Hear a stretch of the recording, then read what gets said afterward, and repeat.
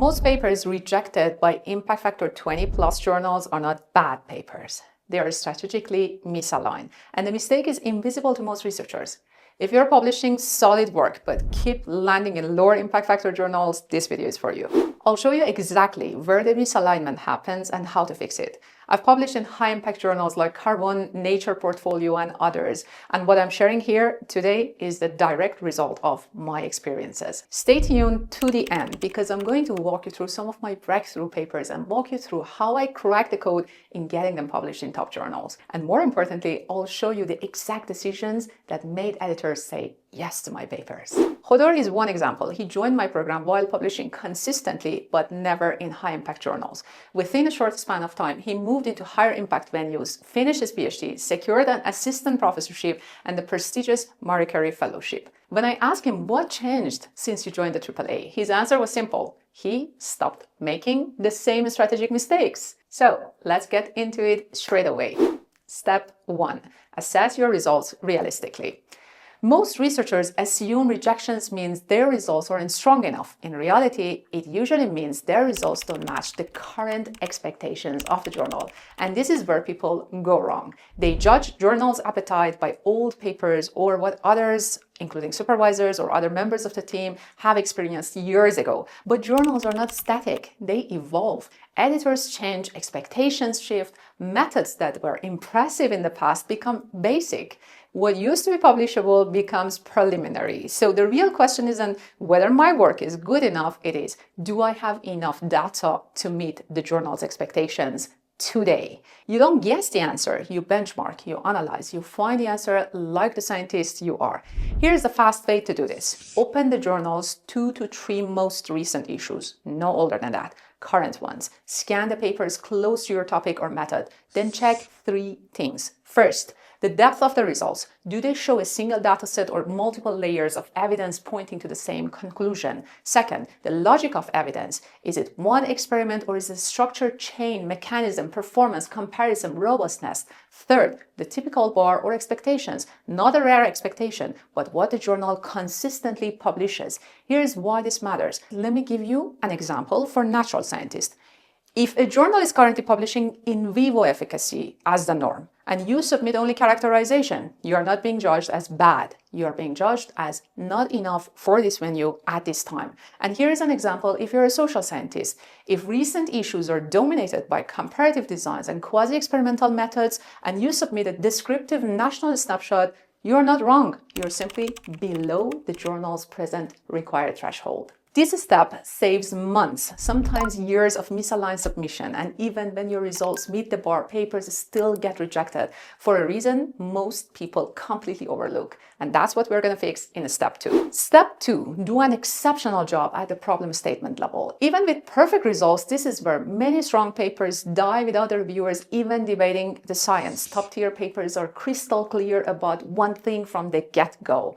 The problem they are solving. Not vaguely, not implicitly, but explicitly, structurally, and with force. A strong problem statement does several things at once. First, it establishes clarity. The reader immediately understands what is broken, missing, inefficient, or unresolved in the field. Second, it establishes urgency. It makes it obvious that this problem is not optional and not something that can be safely ignored. It needs attention now. Third, it establishes consequences. What happens if this problem is not addressed? What are the scientific, practical, clinical, technological, or societal cost of inaction? When those consequences are clear, the problem stops being interesting and starts being necessary. And then comes the most important part. The solution you're offering must be positioned as a direct, structured, and credible response to the urgency. When the problem is framed correctly, your solution is no longer evaluated as just another contribution. It is evaluated as something that's needed, something timely, something valuable, something that fills a real gap. A well-constructed problem statement signals importance before the results even are examined. It tells the editors and the reviewers this work matters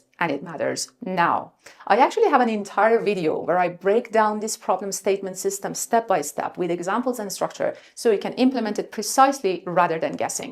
If you want the full framework, watch this video and implement it rigorously, because when the problem statement is done right, the rest of the paper is read through a completely different lens. If you are realizing that your paper fails at the problem statement or positioning level and you're trying so hard to get it accepted in top journals but you keep on getting rejected, comment top in the comment section below and I'll send you the full framework that made it possible for my mentees to publish multiple papers in the highest level of journals. Step 3, craft breathtaking visuals.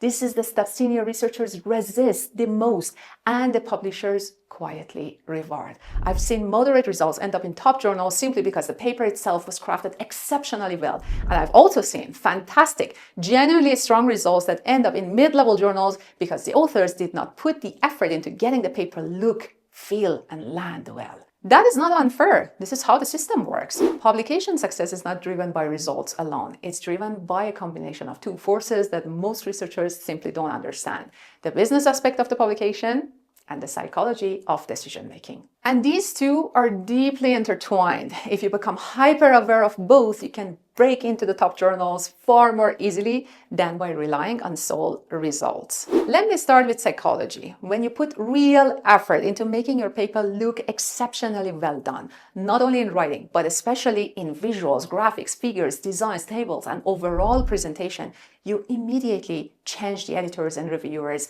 perception of your work. And psychologically, something very powerful happens when they open the paper that looks polished, intentional, and visually highly appealing. They unconsciously perceive the work as more important. There is something about the energy and the elaboration that shows through excellent design. It signals seriousness, it signals rigor, it signals respect for the reader's time, and that matters. When reviewers sense how much effort and thought you have invested, they instinctively treat your paper as more important and with more respect. We humans are highly visual beings. We connect deeply with visuals long before we analyze logic. That's why first impressions in publishing are not abstract. They are visuals. That's why in my own work, once the results are finalized, I spend a significant amount of time designing the paper. I obsess over figures. I even hired professional designers a couple of times to make sure the first impression of my papers is as punchy as it gets. Take a look at this plasma chamber as an example. It's made by a professional designer because what I could find on Creative Commons looked horrible. And I had really high ambitions for this paper. And you know where did it end up? Carbon, one of the most prestigious journals in my discipline. They were in fact so impressed by the work that they even invited us to send the cover for the journal. And that, my friend, is the next level honor for scientists that rarely happens in one's career. So pay tremendous attention to the visual aspects of your work because there is no second chance for a first impression. Now, let's talk about the business side, because this is where most academics completely disconnect from reality. Editors and reviewers do not own the journals, publishers do.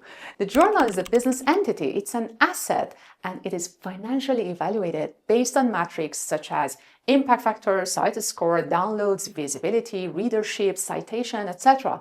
Those metrics translate into revenue for the publisher. So when a journal judges a paper beyond scientific soundness, there's an implicit question being asked. Will this article attract attention? Will it be read? Will it be cited? Will it perform? From that perspective, an attractive, well-crafted paper is not cosmetic. It's strategic. A visually compelling article is more likely to capture readers' attentions. It creates an immediate connection. It invites engagement. It makes people want to read further instead of closing the tab. And every one of those actions fit directly into the journal's performance metrics. So when you craft a paper that is intellectually strong and visually powerful, you're serving both sides of the system at once, and you will do yourself a grand favor. I've put together a complete guide on how to break into top-tier journals, the journals with the kind of impact factor most researchers only dream about.